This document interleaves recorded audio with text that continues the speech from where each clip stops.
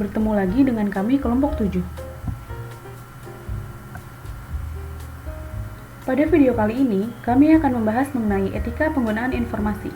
Penjelasannya meliputi apa itu plagiarisme, sanksi perbuatan plagiarisme, bentuk plagiarisme, cara menghindari plagiarisme, dan tutorial menggunakan Mendeley. Sebagai mahasiswa, kita pasti pernah mendapat tugas untuk membuat karya tulis. Banyak jurnal, artikel, dan bahan pustaka lain yang dapat dijadikan referensi dalam menulis karya ilmiah. Namun perlu diperhatikan, terdapat etika penggunaan informasi. Informasi yang dirujuk harus dicantumkan sumbernya secara jelas agar pembaca tahu dari mana saja asal informasi yang kita gunakan, membuktikan kebenaran informasi dalam tulisan dapat dipertanggungjawabkan, dan kita terhindar dari tindakan plagiarisme.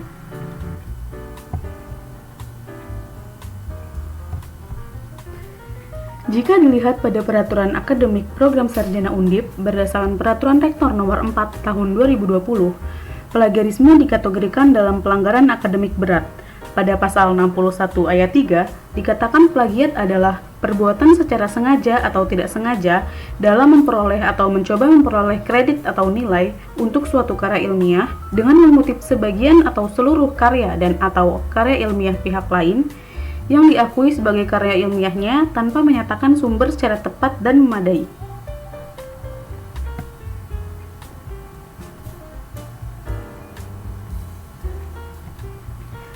Adapun, terdapat sanksi yang diberikan kepada siapapun yang melakukan tindakan plagiat.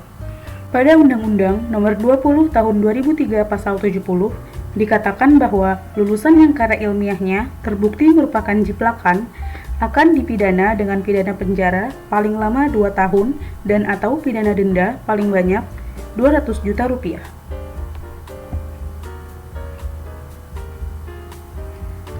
Pada Peraturan Akademik Program Sarjana Undip tahun 2020, Pasal 62 ayat 1, sanksi terhadap pelanggaran akademik berat setinggi-tingginya pemecatan atau dikeluarkan, dicabut status kemahasiswaannya secara permanen oleh pimpinan Undip.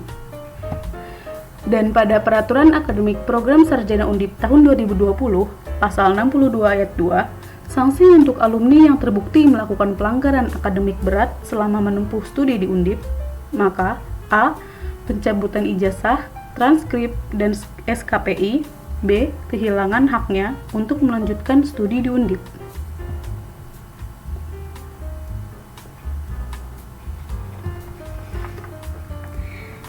Selanjutnya adalah bentuk plagiarisme. Terdapat 4 tipe plagiarisme menurut Sulistyo, yaitu plagiarisme kata demi kata, plagiarisme atas sumber, plagiarisme kepengarangan, dan self-plagiarism. Plagiarisme kata demi kata terjadi saat seseorang menggunakan kata yang sama persis seperti milik penulis lain, namun tidak menyebutkan sumbernya. Plagiarisme atas sumber terjadi saat seseorang menggunakan gagasan milik penulis lain, namun tidak memberikan pengakuan yang cukup atau tidak menyebutkan sumbernya secara jelas. Plagiarisme kepengarangan terjadi saat seseorang mengakui suatu karya tulis adalah miliknya, padahal itu milik penulis lain. Dan terakhir, self-plagiarism terjadi saat seseorang mempublikasikan satu artikel miliknya pada lebih dari satu redaksi publikasi. Dan yang terpenting, jika seseorang menggunakan karyanya sendiri sebagai referensi, maka karya barunya harus memiliki perubahan yang berarti. Lalu, terdapat beberapa cara untuk menghindari tindakan plagiat, yaitu yang pertama, dengan cara melakukan pengetipan menggunakan tanda kutip saat mengambil suatu kalimat tanpa merubahnya dan menyebutkan sumbernya.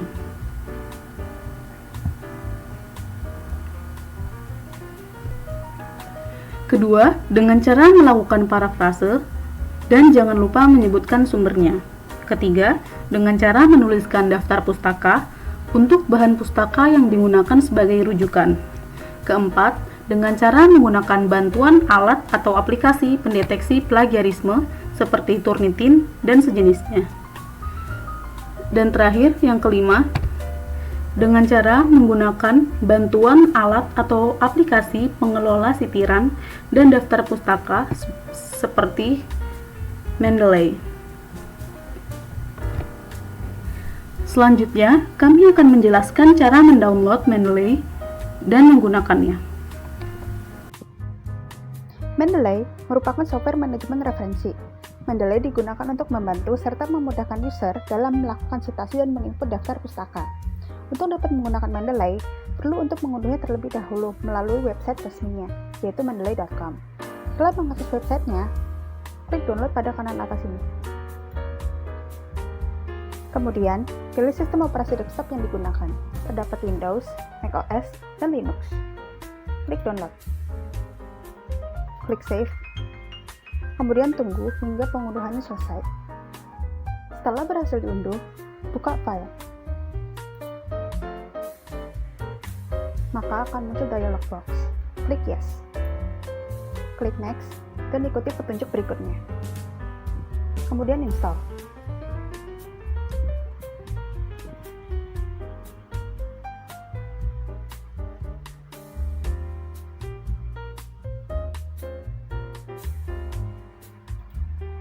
Setelah selesai, klik finish.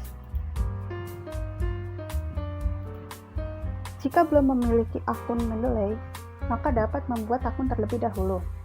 Klik pada create account. Akan tetapi, jika telah memiliki akun Mendeley, maka dapat langsung membuka aplikasi Mendeley dan sign in langsung.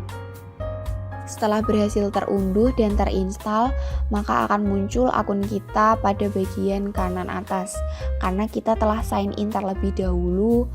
Kemudian inilah tampilan Mendeley Desktop. Kemudian Mendeley Desktop ini dapat memudahkan kita dalam membuat citasi maupun daftar pustaka. Untuk itu, dalam melakukan organize, kita harus membuat folder literatur khusus agar dokumen-dokumen yang kita gunakan itu dapat sesuai dan mudah ditemubulikan. Kita bisa klik create folder, kita bisa sesuaikan judul apa sesuai dengan dokumen apa. Nah, setelah kita menulis judul, kita juga bisa memasukkan folder sesuai dengan materi kita seperti jurnal, buku, proceeding, dan lain-lain. Dapat berupa online maupun dapat berupa juga offline.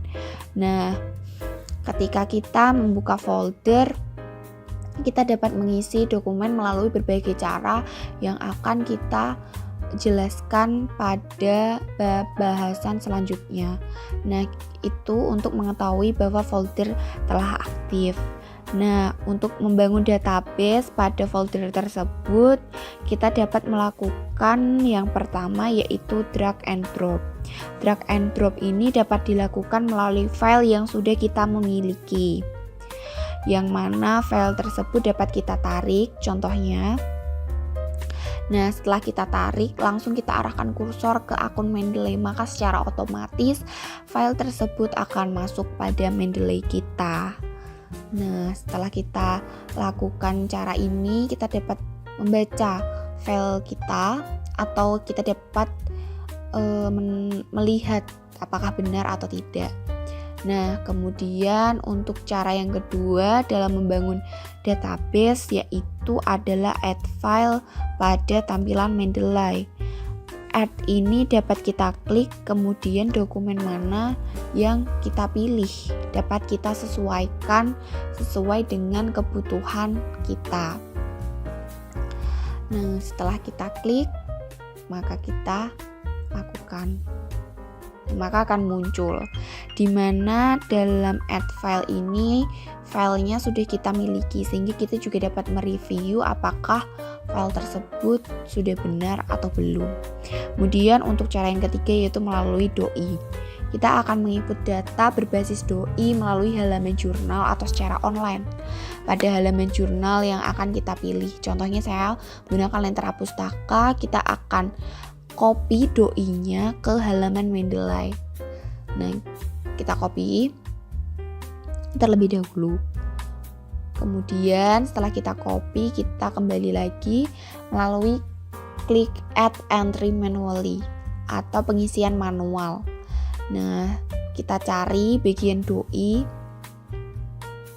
kita paste. Setelah itu kita lakukan lookup. Maka kita tunggu beberapa saat, maka informasi yang dibutuhkan akan muncul. Kita scroll.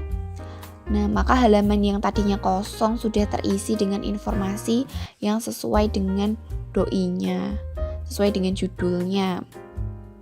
Jika sudah cukup, dirasa juga sudah sesuai, kita dapat melakukan save atau penyimpan. Kemudian kita dapat mencoba melakukan melalui Google Scholar. Saya sudah mengetikkan sebuah kata kunci information literacy, kita klik, kita coba untuk mengcopy doinya. Nah, setelah kita copy, kita juga akan masukkan ke Mendeley dengan cara yang sama.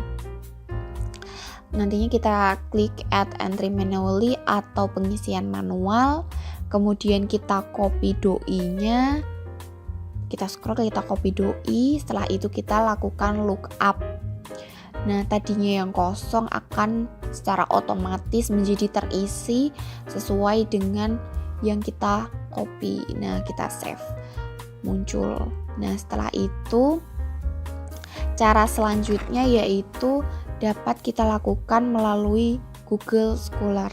Kita dapat membuka Google Scholar setelah kita tahu apa yang kita butuhkan.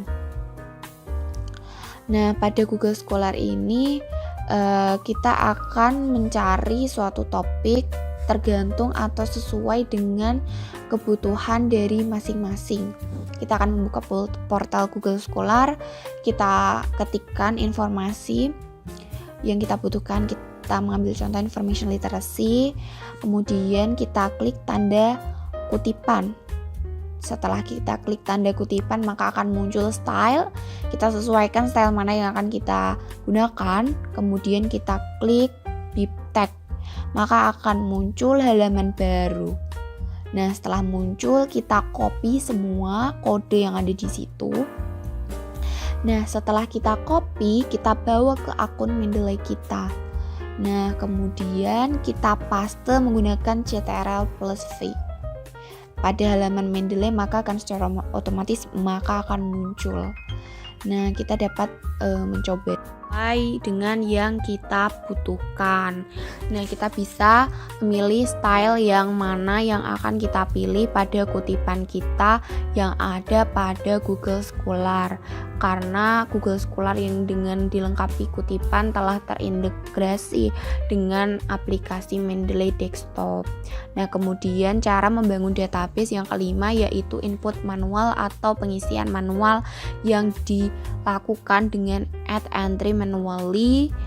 Kemudian kita pilih sumbernya berasal dari mana, jenisnya apa, buku, jurnal maupun yang lain sebagainya. Kemudian informasi disesuaikan dengan jenis yang kita pilih tadi. Biasanya jenis tersebut tidak ada pada komputer, tidak bisa terintegrasi maupun hal lainnya, sehingga mengharuskan kita untuk mengisi secara manual dengan teliti mana yang perlu kita tulis dan mana yang perlu tidak ditulis. Kemudian kita lakukan save jika telah sesuai dengan kebutuhan kita masing-masing. Nah, dari berbagai macam database yang kita buat, maka kita terlihat perbedaannya ketika add file dan drag and drop. Ketika add file dan drag and drop, maka file tersebut telah tersedia pada laptop atau komputer kita, maka kita bisa melihat file tersebut. Nah, dalam file ini kita dapat melihatnya dengan melakukan highlight this tag. Kita bisa melakukan penambahan note atau kita bisa menambahkan komen pada file tersebut. Kemudian kita juga bisa mengcopy teks yang ada untuk disalin pada clipboard dan lain sebagainya. Nah, akan tetapi ketika kita membangun database menggunakan doi, Google Scholar maupun input manual, maka detail files tidak akan muncul karena tidak terintegrasi dengan Mendeley Desktop atau tidak terintegrasi dengan laptop yang kita miliki atau juga tidak kita simpan, sehingga tidak muncul datanya.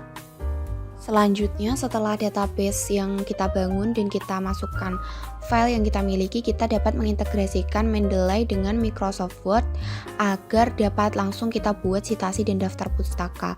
Untuk dapat mengintegrasikan Mendeley dengan Microsoft Word, kita perlu mengecek Mendeley dengan klik Tools, kemudian kita tahu, nah ini karena di laptop saya sudah terintegrasi, maka akan muncul uninstall MS Word plugin. Namun jika belum, maka kita tinggal klik install plugin MS Word plugin, maka akan muncul dialog box, kemudian kita klik OK.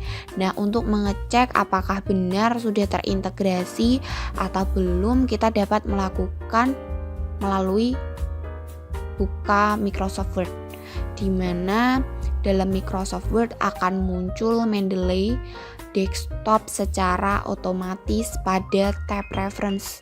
Nah, di tab reference akan muncul bagian Mendeley.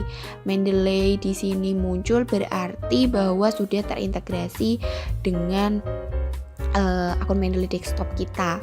Nah, kita juga perlu mengetahui setelah Mendeley terintegrasi, kita bisa melakukan pemilihan style atau jenis yang akan kita gunakan pada citasi kita sesuai ketentuan masing-masing.